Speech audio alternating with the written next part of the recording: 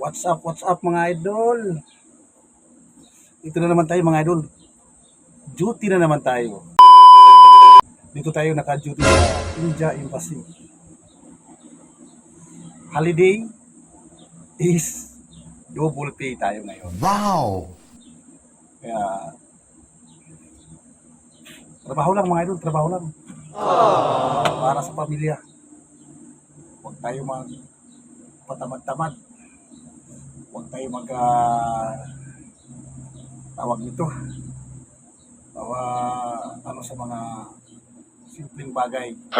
Apekto sa ating pag-alis sa trabaho. Yung dala natin na kalungkutan galing sa trabaho, huwag natin dalhin dito sa trabaho natin. Kasi ganun, 100%. Pagka hanap buhay natin. Ika nga ba, yung away ng sa bahay ng asawa natin, huwag natin dalhin sa trabaho. Kahit ano pa, trabaho. At dito mga idol, kahit sobrang stress dito, sa India Embassy, carry lang mga idol, carry lang. Dinadala-dala ko lang sa witty, tawa, at yung pagka-appreciate sa mga bisita dito sa India Embassy. Dapat laging nandun yung respeto. Kung hindi ka mag-arroganti, yun, gano'n. Kahit anong problema na yung parang bagsak na yung langit sa ngiti, tagumpay pa rin. Yun ang tawag ng mga idol. Para yung grasya, mapasok na hindi tayo mamalasin. Shout out sa aking mga ka-5'9 dyan, mga kabaro security guard. Holiday ngayon mga idol, Labor Day. Swerte natin yung mga sumusunod sa batas ng DOLE. Na sumusunod sa batas ng double pay ngayon. Kawawa naman yung hindi sumusunod sa batas ng DOLE. Double pay. Kasi alam mo mga idol, naranasan ko yung mga idol, dinaanan ko na yan, yung mga agency na mga full tawag doon. Yung mga hindi isang standard.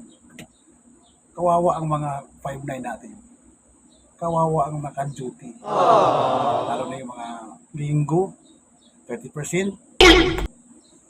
Dito sa agency ko mga idol, legit. Hindi ko naman nga itong agency ko. Mabait, maganda yung pasahod, lahat, benepisyo nandyan. Kaya nakuha namin itong India Embassy. Kaya dito ako mga idol nilagay. Alam naman nila yung kakayahan natin bilang security guard. Gagawin natin na 100% yung trabaho. Kahit masama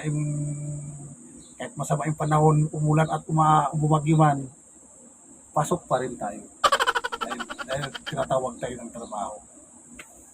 Kaya pag sa ganun, hindi na problema. Kasi tayo, nangungupahan tayo ng bahay. Dito sa Manila mga idol, nangungupahan ako mga idol. Kaya nga, nagpagkasakali tayo mag-vlog. Para, pag sa ganun makaswerte ba, sana maswertihan tayo. Will nang nasa taas yan, kung sana ibigay sa atin. Ito lang mga idol, hindi ko na ito ipapahaba yung aking video. Maraming salamat sa inyo mga idol sa pagsuporta sa akin. And God bless. Thank you for watching.